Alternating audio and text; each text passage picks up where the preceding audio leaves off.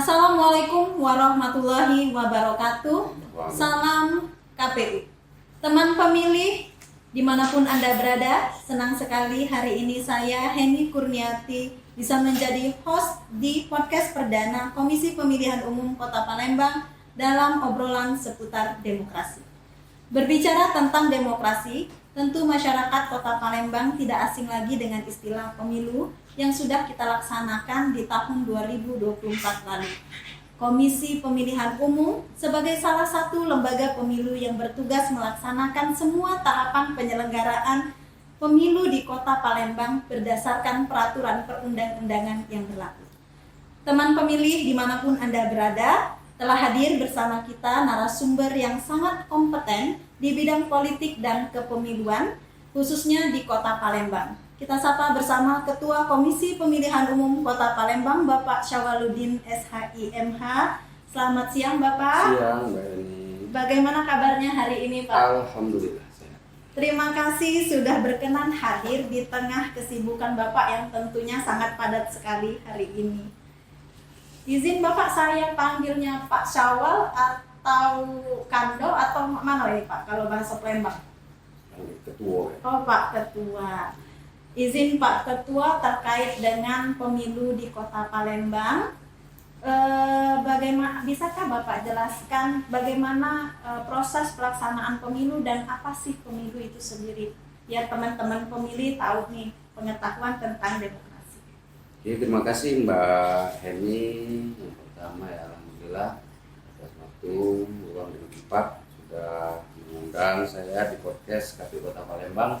Mudah-mudahan podcast ini menjadi salah satu jembatan untuk khususnya masyarakat Kota Palembang untuk mencari informasi tentang kepemiluan bahkan tentang lembaga Komisi Pemilihan Umum khususnya di Kota Palembang. Untuk pertanyaan Mbak Heni tadi, kita mungkin masyarakat Kota Palembang khususnya ya sudah mengetahui apa itu pemilu. Pemilu itu pada dasarnya adalah kedaulatan rakyat untuk memilih sosok seorang pemimpin. Dan juga pemilu itu juga pada dasarnya adalah untuk kedaulatan rakyat yang memang sudah mempunyai syarat untuk memilih dan menyalurkan hak-hak mereka untuk mencari sosok pimpinan yang sudah memang diminati atau disenangi oleh masyarakat. Mungkin itu Palembang ya Pak ya. Lalu khusus untuk Kota Palembang sendiri ini Pak, apa saja sih syarat-syarat untuk menjadi pemilih itu? Untuk syarat menjadi pemilih yang pertama itu adalah warga negara Indonesia.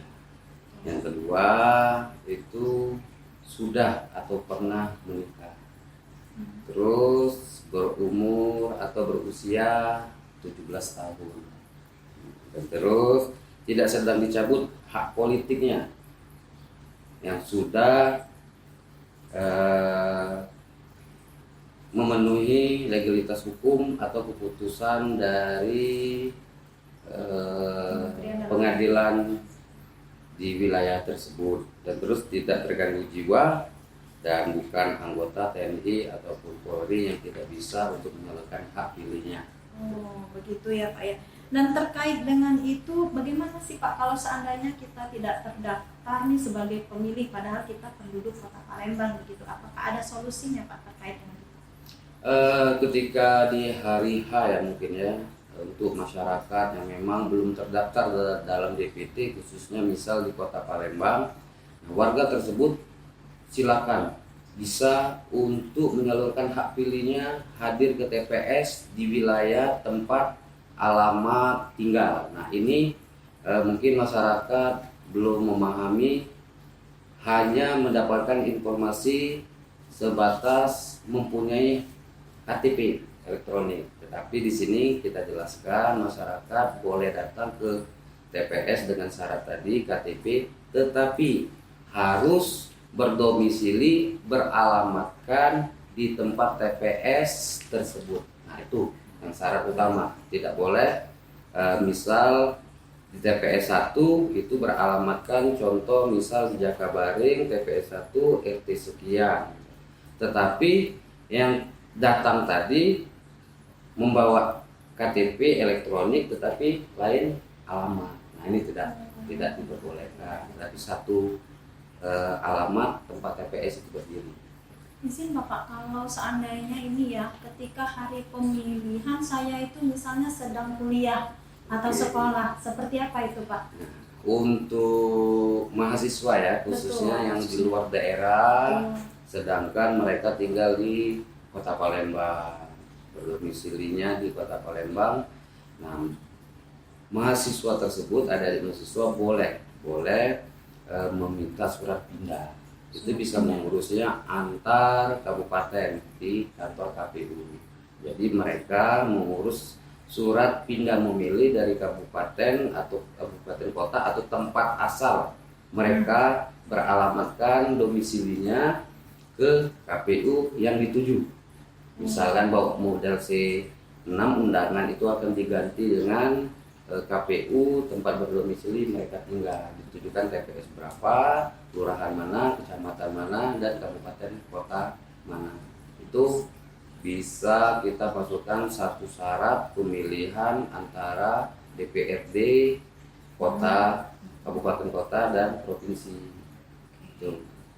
Baik, terima kasih Pak Ketua. Nah, ini ada terkait dengan waktu pemungutan suara dilaksanakan. Kira-kira kapan ya Pak Ketua waktu pelaksanaan untuk pemungutan suara di TPS itu sendiri? Untuk waktu itu sendiri pemilihan di TPS masing-masing sudah diatur dalam PKPU. Itu dimulai dari jam 7 pagi sampai dengan jam 13 atau jam 1 siang. Bagaimana Pak kalau seandainya nih ya ada teman pemilih yang bekerja ataupun sekolah ketika jam 7 sampai dengan jam 13.00, apakah mereka masih bisa memilih atau bagaimana solusinya Pak? Ini pertanyaan yang memang sangat bagus. Jadi untuk pemahaman khususnya masyarakat ya, mungkin KPU itu pasti sudah mensosialisasikan untuk batas ambang waktu yang diperlukan oleh masyarakat untuk memilih di TPS-nya masing-masing, itu di jam 7 pagi sampai jam 1 siang. Nah, pertanyaan tadi apakah boleh masyarakat ketika mereka kerja harus memilih di atas jam 1 kan? Betul. Nah, insya Allah KPU Republik Indonesia sudah berkoordinasi dengan pemerintah bahwa setiap pemilihan itu pasti libur. Oh, libur, Nah, ya libur betul. itu kemungkinan besar itu libur nasional. Oleh karena itu masyarakat sudah diberikan waktu dari jam 7 sampai jam 1 siang. Kalau lebih dari situ hak dari masyarakat itu tidak bisa disalurkan. Oke, terima kasih Pak Ketua. Dilanjutkan dengan mungkin pertanyaan dari teman pemilih yang lain terkait dengan pentingnya pemilu dan demokrasi bagi bangsa Indonesia itu sendiri. Bagaimana menurut pendapat Bapak selaku penyelenggara pemilu di Kota Palembang? Memang sangat penting ya. Penting dalam hal kita berdemokrasi khususnya di negara Republik Indonesia ini memberikan satu pelajaran ya untuk masyarakat memilih pemimpin itu melalui demokrasi. Karena dengan demokrasi, berdemokrasi sehat, maka masyarakat bisa memilih pemimpinnya secara langsung dan tidak memilih bahasanya kucing dalam karung. Jadi masyarakat bisa memilih pemimpinnya masing-masing mungkin melalui visi misi ataupun program kerja. Nah, dengan melalui demokrasi inilah kita anggap sangat penting. Jadi melibatkan lapisan masyarakat yang mempunyai hak pilih mereka, sehingga mereka mempunyai kebebasan atau kewajiban memilih pemimpinnya 5 tahun ke depan. Itulah demokrasi yang mungkin saat ini yang diperlukan kita sosialisasikan ke masyarakat. Mungkin ini pertanyaan terakhir Pak Ketua yang menjadi tanda tanya bagi seluruh masyarakat di Kota Palembang. Yang ingin ditanyakan, apa sih kegiatan KPU Kota Palembang itu setelah pasca pesta demokrasi di tahun 2020?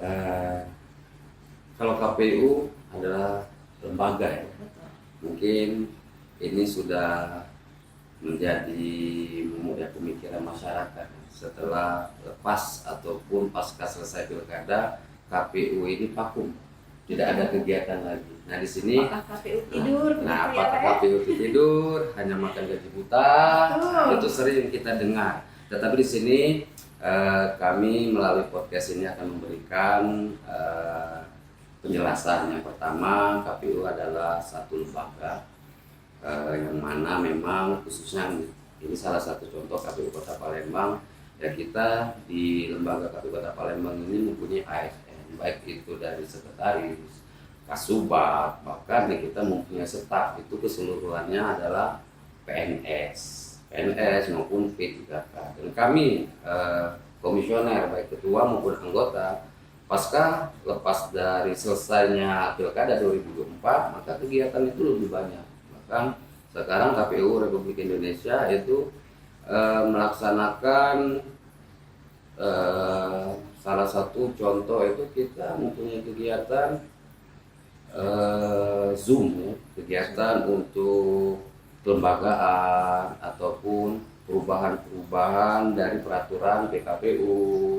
Salah satu contoh dalam waktu dekat ini kami KPU Kota Palembang akan mengikuti Zoom mengenai membahas masalah tentang PKPU nomor 3 2025 tentang PAW.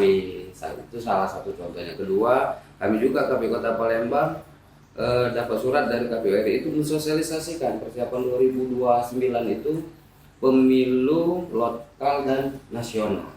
Menarik sekali Nah, ini, Pak. itu apakah nasional dulu, apakah itu lokal dulu, dan bagaimana memecah antara lokal dan nasional. Nah itu masyarakat kan belum tahu. Kalau pemilu lokal itu sendiri seperti apa sebetulnya? Kalau buat sekarang kan masih masuk dalam program prolegnasnya Komisi 2 ya. Tetapi di sini kemarin mungkin kalau untuk pemilu 2029 antara pemilu lokal dan nasional itu bisa menjadi dua bagian. Kalau nasional itu pemilihan presiden, DPD, DPR RI, dan untuk lokal itu pemilihan gubernur, bupati wali kota, DPRD provinsi, dan DPRD kota. Menarik sekali ini Bapak terkait dengan pemilu lokal dan pemilu nasional, karena tentu dari mata anggaran yang juga berbeda yang perlu disiapkan sedemikian rupa, baik dari segi program perencanaan, data maupun anggaran. Karena seperti yang kita tahu, masa pilih untuk Kota Palembang ini terbesar se-Sumatera Selatan. Jadi 1 juta ya. Kalau sekarang, nah ini juga sekalian kita mengumumkan hasil pleno ya, hasil pleno triwulan keempat 2025 yang baru dilaksanakan oleh KPU Kota Palembang khususnya. Itu jadi DPT kita itu 1.298.625. Nah, dengan jumlah DPT ini KPU ini yang Mbak Heni menyangkut dengan pertanyaan tadi. Jadi KPU ini setiap triwulan melaksanakan rapat pleno rekapitulasi pemutakhiran data.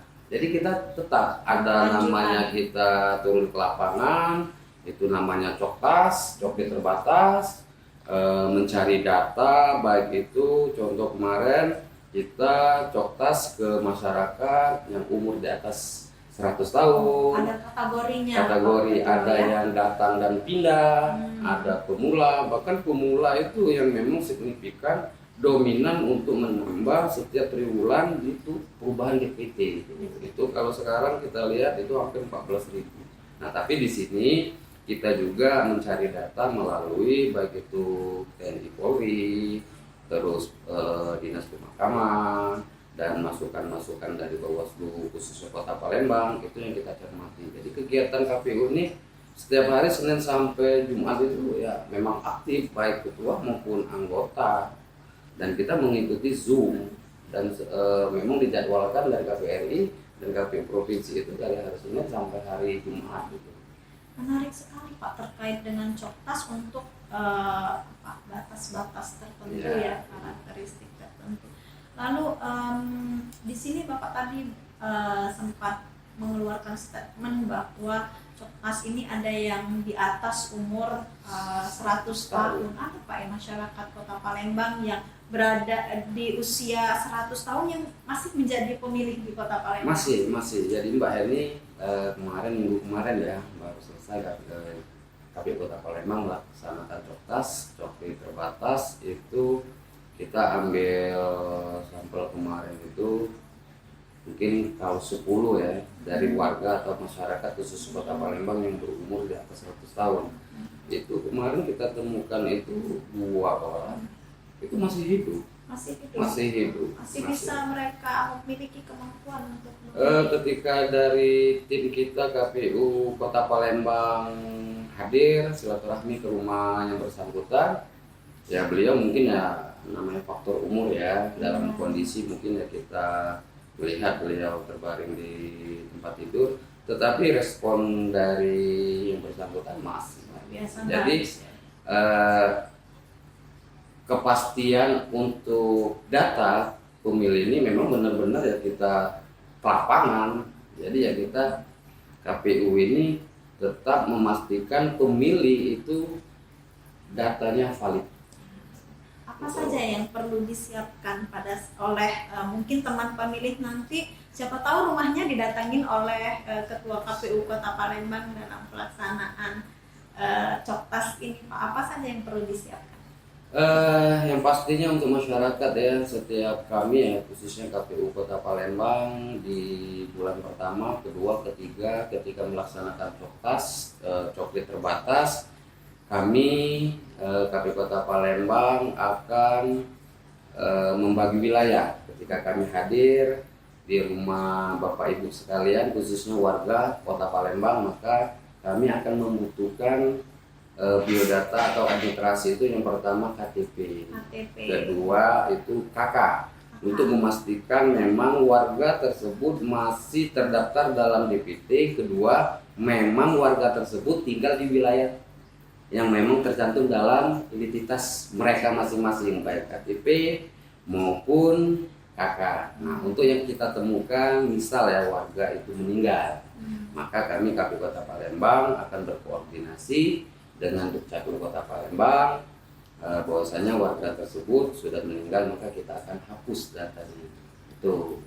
Bagaimana kalau seandainya ketika di Coktas nih Pak Ketua ternyata warganya sudah pindah ke kelurahan atau kecamatan lain begitu? Adakah solusi dari KPU Kota Palembang? Untuk yang sudah pindah masuk ya, iya, yang pertama itu dia pindah. Kalau dia pindah pasti otomatis tempat dia baru, dia akan membuat identitas baru. Salah satu contoh yang kita temukan di lapangan, ada beberapa warga yang memang sudah pindah. Ketika mereka pindah otomatis mereka akan mengurus surat pindah. Nah, dengan otomatis pindahnya NIK baru mereka di wilayah tempat tinggal baru, maka data sebelumnya itu akan hapus sendiri. Nah, ketika kita melaksanakan Coktas ataupun sebelum melaksanakan pleno terbuka, maka data yang dari Mendagri itu akan turun ke KPU. Nah, kita mendapatkan itu sudah mengetahui bersangkutan sudah pindah. Beda dengan pindah wilayah pindah di dalam satu wilayah.